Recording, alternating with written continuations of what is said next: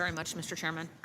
As we examine healthcare affordability today, American families are getting squeezed from every direction. Premiums keep rising, but so do the underlying costs, especially hospital prices, which now account for the largest share of healthcare spending.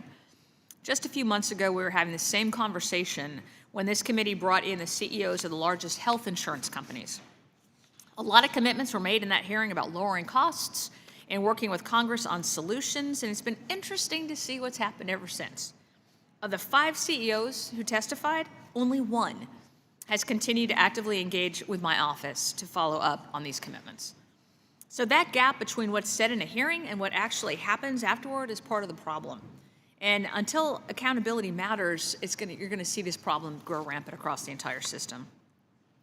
That's why I've been leading legislation to repeal the federal restrictions on physician-owned hospitals. And right now, Washington is effectively blocking the expansion of facilities that often deliver high-quality care at lower costs. And these restrictions protect incumbent systems and limit patient choice.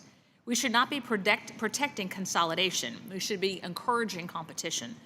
And physician-owned hospitals can help bring real market pressure into highly concentrated areas, lower costs, and expand access. But today, they're essentially frozen in place by outdated federal policies. That needs to change. And this issue goes beyond providers. I hear constantly from constituents who are trying to buy coverage on their own that they only have 1 or 2 options, all of them are expensive, and no meaningful ability to shop for anything that actually fits their needs and their budget. So affordability is not just about the cost of care, it's also about the people, whether or not the people have access to coverage options that work for them. So Dr., is it Hazan or Hazen? I want to make sure. Hazen, no doctor. Hazen, okay. I want to make sure that we're saying your name correctly. Physician-owned hospitals expand access, they lower costs, and they serve a broad patient population. What are your specific concerns with that model? Congresswoman, I'm glad you raised that. I've had 43 years in this industry. I've seen physician-owned hospitals operate. I've seen them close. And so I think we're all for competition. We're all for competition with physician-owned hospitals. However, it has to be level playing field. In my experiences in the past, that's just not the case. They don't have functioning emergency rooms. They don't take care of uninsured Medicaid patients, and so forth. And so you have a difference in competition in that it's not level and balanced, and there are conflicts.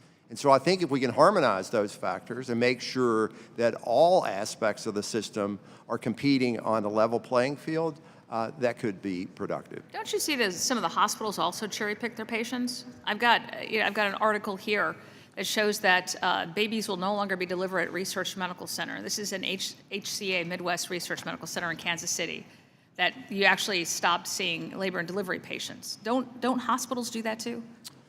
Well, Congresswoman, we have 33,000 patients in a bed today.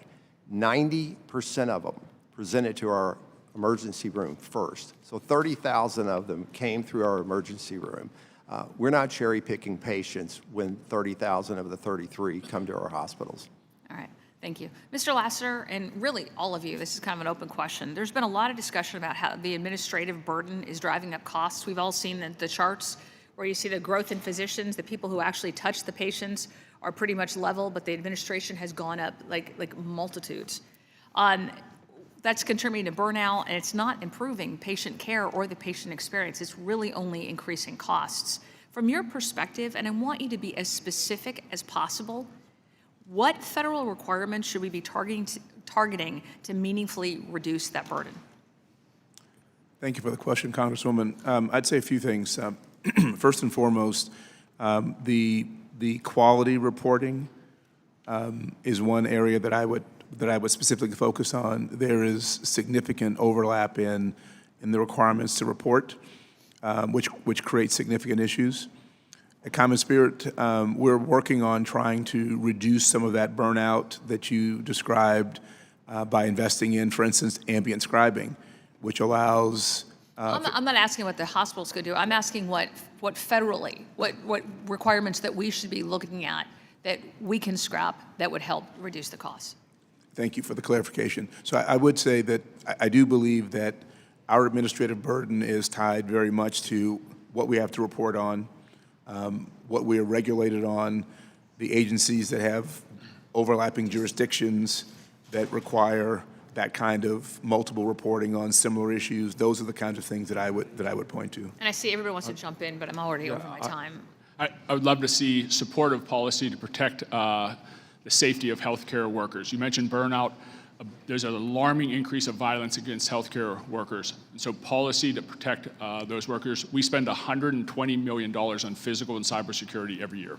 Excellent. I Thank you think very it's- much. I yield. Oh, I think it's important to just put this in context. For MA alone, there's 3,700 MA Advantage plans with our beneficiaries can choose 42 different plans, and they all have, with 9 different carriers. And they all have different reporting rules.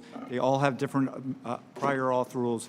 They all have all these administrative burdens. So in the clinics in rural America, that's what we have to train our staff on, and that's what we have to submit the data on. That is an extreme expense that we have to incur.